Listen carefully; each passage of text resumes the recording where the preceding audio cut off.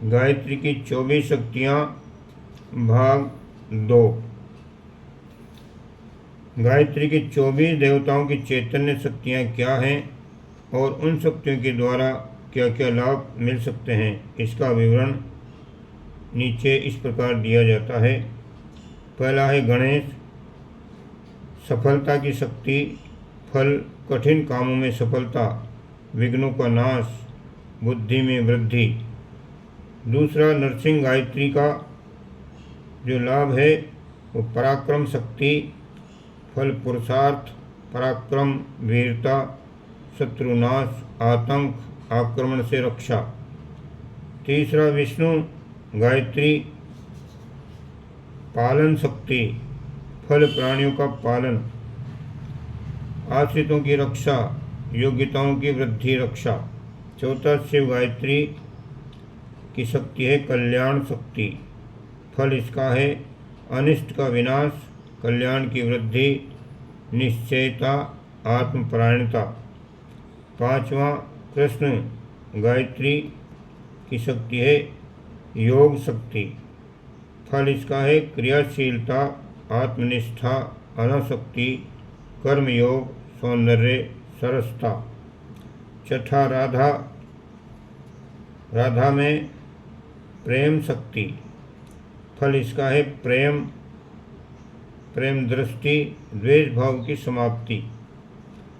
सातवां है लक्ष्मी, शक्ति का नाम है धन शक्ति, इसका फल है धन, पद, यश और भोग्य पदार्थों की प्राप्ति। आठवां अग्नि, इसकी शक्ति है तेज शक्ति, फल उष्णता, प्रकाश, शक्ति और सामर्थ्य की वृद्धि, प्रभावशील, प्रतिभाशाली, तेजस्वी होना। नवा है इंद्र, रक्षा शक्ति, इसका जो फल है रोग, हिंसक, चोर, शत्रु, भूत प्रेत, अनिष्ट आदि के आक्रमणों से रक्षा। 10वां है सरस्वती, इसकी जो शक्ति है वह है बुद्धि शक्ति, इसका जो फल है मेधा की वृद्धि, बुद्धि की पवित्रता, चतुरता, दूरदर्शिता, विवेकशीलता। 11वां है दुर्गा, इसकी जो शक्ति है दमन शक्ति और इसका जो फल है विघ्नों पर विजय, दुष्टों का दमन, शत्रुओं का संहार, दर्प की प्रचंडता। 12वां है हनुमान, इसकी जो शक्ति है वह निष्ठा शक्ति, इसका जो फल है कर्तव्य परायणता, निष्ठावान, विश्वासी, ब्रह्मचारी एवं निर्भय होना। 13वां है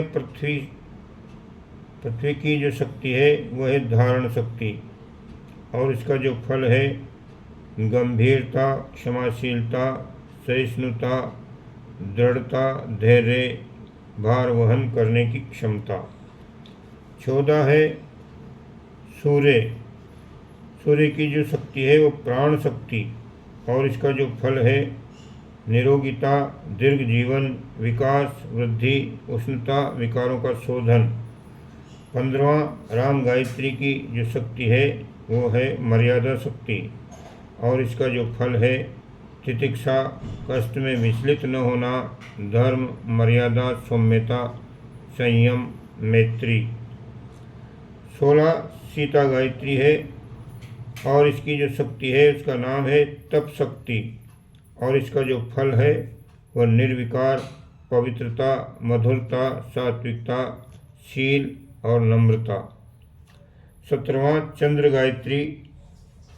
गायत्री की जो शक्ति है वह है शांति शक्ति, फल इसका है उद्विग्नताओं की शांति, शोक, क्रोध, चिंता, प्रतिहिंसा आदि विक्षोभों का शमन करना, काम, लोभ, मोह एवं तृष्णा का निवारण, निराशा के स्थान पर आशा का संचार।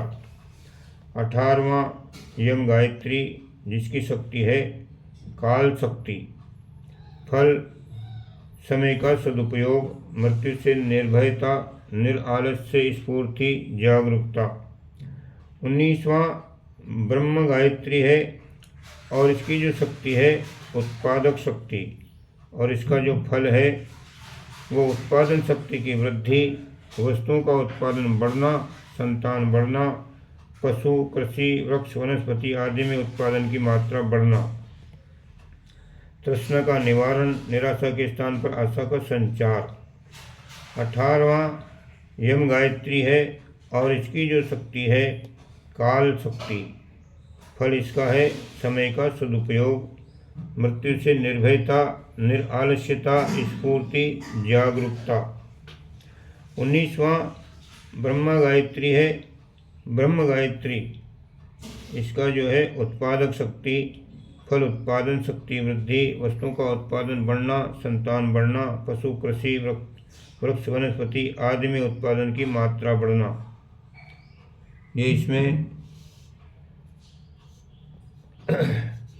दूसरा आगे जो 20वां गायत्री वरुण गायत्री है, इसकी जो शक्ति है वह रस शक्ति।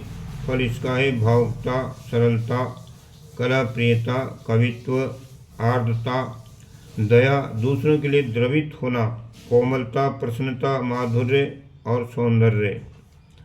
21वीं गायत्री नारायण गायत्री है और इसकी शक्ति है आदर्श शक्ति और इसका जो फल है महत्वाकांक्षा, श्रेष्ठता, उच्च आकांक्षा, दिव्य गुण, दिव्य स्वभाव, उज्ज्वल चरित्र, पथ प्रदर्शक कार्यशैली।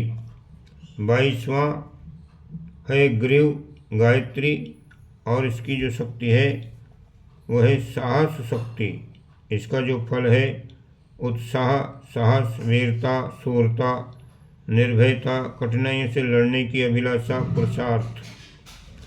23वां है हंस गायत्री और इसकी जो शक्ति है वह है विवेक और इसका जो फल है उज्ज्वल कीर्ति, आत्मसंतोष, सत असत निर्णय, दूरदर्शिता, सत्संगति, उत्तम आहार विहार। और अंत में 24वां तुलसी गायत्री, इसकी जो शक्ति है सेवा शक्ति और इसका जो फल है लोक सेवा में प्रवृत्ति, सत्य प्रधानता, पतिव्रत, पत्नीव्रत, आत्म शांति, पर दुख निवारण। इस प्रकार से जिसे अपने में जिस शक्ति की, जिस गुण, कर्म, स्वभाव की कमी या विकृति दिखाई पड़ती हो उसे उस शक्ति वाले देवता की उपासना विशेष रूप से करनी चाहिए। जिस देवता की जो गायत्री है उसका दशांश जप गायत्री साधना के साथ साथ करना चाहिए। जैसे कोई व्यक्ति संतानहीन है और संतान की कामना करनी चाहिए, यदि गायत्री की 10 मालाएं नित्य जपी जाएं तो एक माला ब्रह्म गायत्री की जपनी चाहिए। केवल मात्र ब्रह्म गायत्री को भी जपने से काम न चलेगा, क्योंकि ब्रह्म गायत्री की स्वतंत्र सत्ता उतनी बलवती नहीं है। देव गायत्रियाँ उस महान वेद माता गायत्री की छोटी छोटी शाखाएं तभी तक हरी भरी रहती हैं जब तक वे मूल वृक्ष के साथ जुड़ी हुई हैं।